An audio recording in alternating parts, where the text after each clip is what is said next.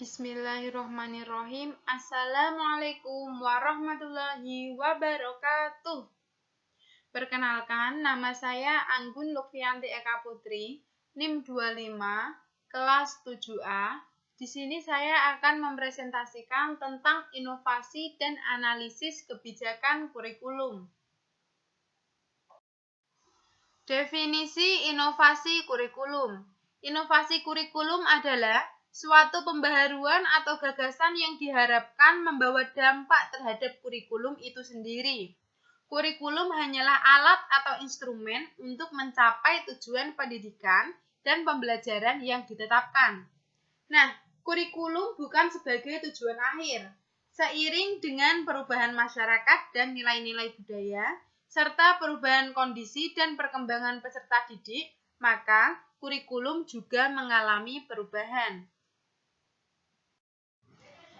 Latar belakang inovasi kurikulum. Nah, munculnya inovasi kurikulum ini karena adanya kesadaran masyarakat atas pentingnya pendidikan semakin baik. Pendidikan yang tadinya dianggap sebelah mata oleh kalangan menengah ke bawah, sekarang telah menjadi kebutuhan hidup. Hal ini mendorong lembaga pendidikan khususnya sekolah formal untuk meningkatkan kualitas layanan pendidikannya. Nah, ini ada beberapa hal yang melatar belakangi timbulnya inovasi pendidikan. Yang pertama, masalah relevansi pendidikan. Tuntutan kehidupan di zaman modern ini semakin kompleks, sehingga memunculkan persyaratan tertentu bagi individu yang akan memasuki di dunia kerja. Diharapkan, sekolah mampu menyelenggarakan pendidikan yang membekali lulusan dengan keterampilan, khususnya bagi masyarakat setempat, tanpa bertentangan dengan kurikulum yang berlaku secara nasional. Yang kedua, masalah mutu.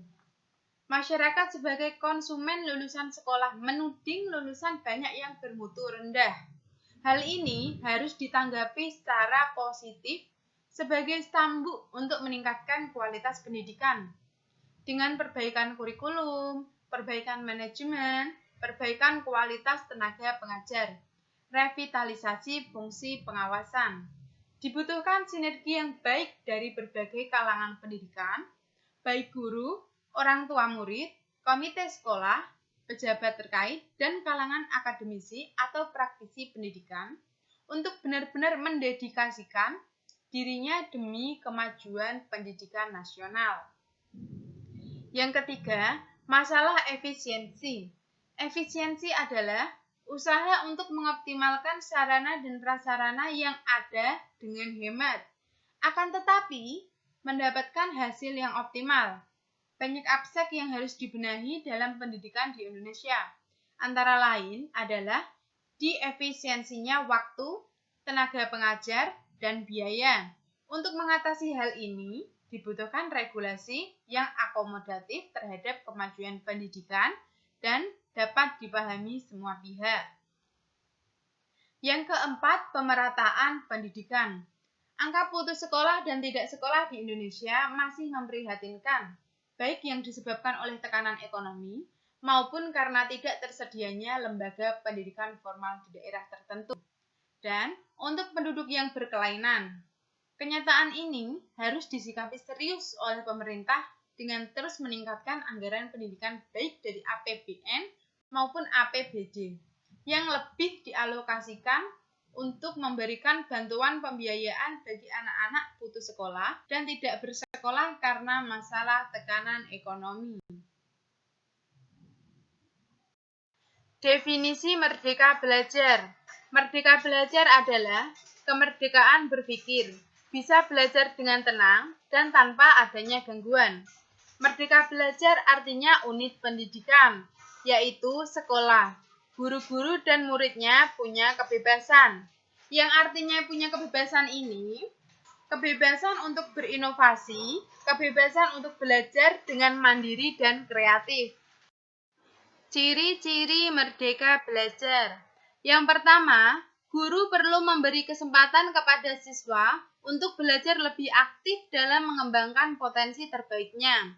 Yang kedua, guru menjadi pendengar yang baik bagi siswa. Yang ketiga, guru tahu minat siswa dan bagaimana memfasilitasnya.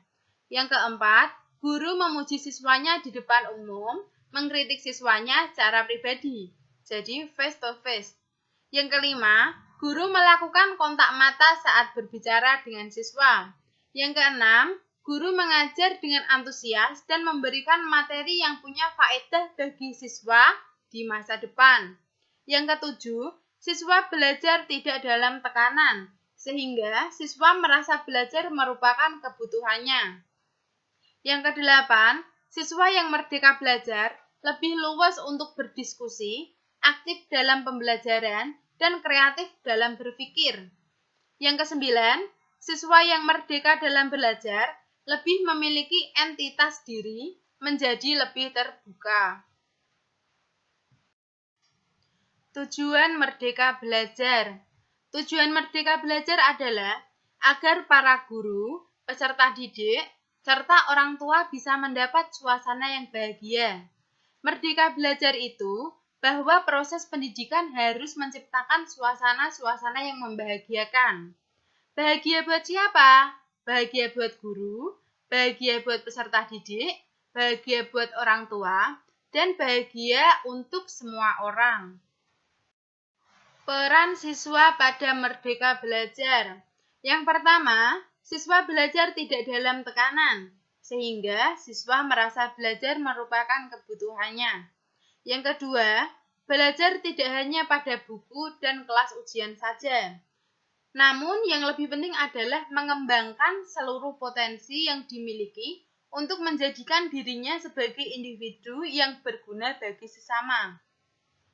Yang ketiga, siswa yang merdeka belajar lebih luas untuk berdiskusi, aktif dalam pembelajaran, dan kreatif dalam berpikir. Yang keempat, siswa yang merdeka dalam belajar lebih memiliki entitas diri menjadi lebih terbuka. Peran guru pada Merdeka Belajar. Yang pertama, mendorong peningkatan prestasi akademik murid. Peran ini merupakan peran yang dimiliki oleh kedua jenis guru, baik itu guru penggerak maupun guru dengan definisi baik. Peran mendorong peningkatan prestasi akademik murid selaras dengan tujuan Merdeka Belajar, yaitu menciptakan generasi hebat di masa yang akan datang. Yang kedua, mengajar dengan kreatif. Guru yang baik mampu menemukan metode yang tepat dalam penyampaian materi belajar. Begitu juga dengan guru penggerak. Melalui pengajaran dengan metode yang kreatif, guru secara tidak langsung telah memberi contoh kepada siswa untuk selalu berinovasi dalam mencari ilmu. Yang ketiga, mengembangkan diri secara aktif. Artinya, selalu berinovasi serta mampu berusaha sendiri dalam meningkatkan kemampuan yang dimiliki. Yang keempat, mendorong tumbuh kembang murid secara holistik. Mereka mendorong tumbuh kembang murid secara holistik mengikuti seluruh aspek profil pelajar Pancasila, bukan hanya di kelasnya, tetapi juga di kelas lain. Guru penggerak tidak terpaku dengan kurikulum yang ditentukan. Mereka juga melihat standar pencapaian profil pelajar Pancasila dan mencocokkan dengan metode pengajarannya. Yang kelima, menjadi pelatih atau mentor bagi guru lain untuk pembelajaran yang berpusat pada murid. Yang keenam, menjadi teladan dan agen transformasi bagi ekosistem pendidikan. Terima kasih atas waktunya. Mohon maaf bila banyak kesalahan kata. Wabillahi taufiq wal hidayah. Wassalamualaikum warahmatullahi wabarakatuh.